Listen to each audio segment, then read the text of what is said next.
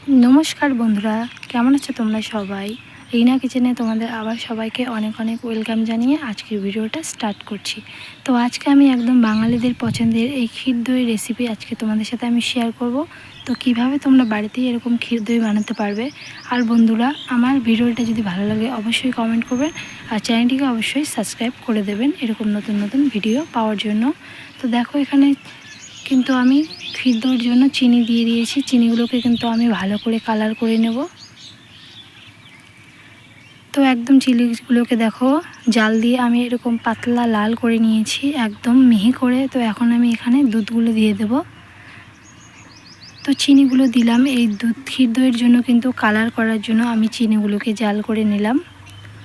তো দেখো এখানে আমি হাফ লিটার দুধ নিয়েছি। তো সেগুলো কিন্তু এখন দিয়ে দিলাম। এখন কিন্তু আমি কিছুক্ষণ নাড়াচাড়া করে নেব। করে এখানে দেখো 2 থেকে 3টে এলাচের টুকরো আমি এখানে দিয়ে দেব।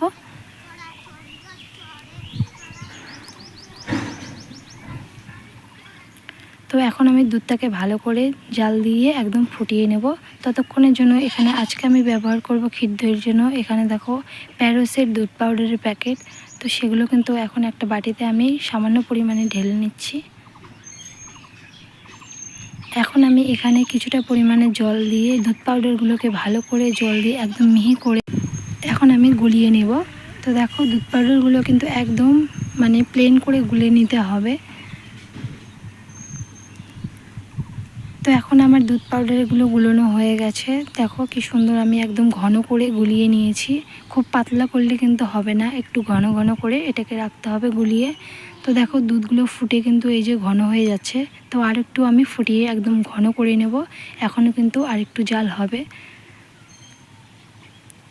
তো দেখো এবার একদম ঘন হয়ে গেছে, তোমরা দেখতেই পাচ্ছ কি সুন্দর একদম ঘন ঘন হয়ে গেছে। এখন আমি এই দুধ পাউডারের গুঁড়োগুলো দিয়ে যে গুলিয়ে রেখেছিলাম সেগুলো কিন্তু এখন আমি দিয়ে দেব।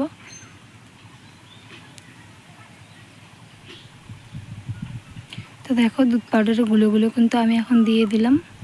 দিয়ে কিন্তু ঘন ঘন নাড়াচাড়া করতে হবে।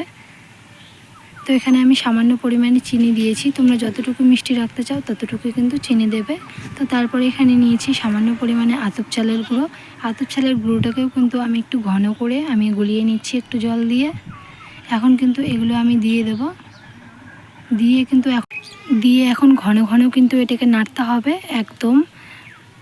দেখো এরকম করে নাড়াচাড়া করলেই কিন্তু ক্ষীর দই একদম পারফেক্টভাবে রেডি হয়ে যাবে। তো দেখো কি সুন্দরভাবে কিন্তু রেডি হয়ে গেছে, একদম ঘন হয়ে গেছে, গাঢ় গাঢ় হয়ে গেছে। এখন কিন্তু আমি নিয়ে নেব, তুলিয়ে নামিয়ে নেব। তো দেখো এখানে একটা মাটির পাত্রকে আমি ভালো করে তেল দিয়ে মাখিয়ে নিয়েছি ধুয়ে।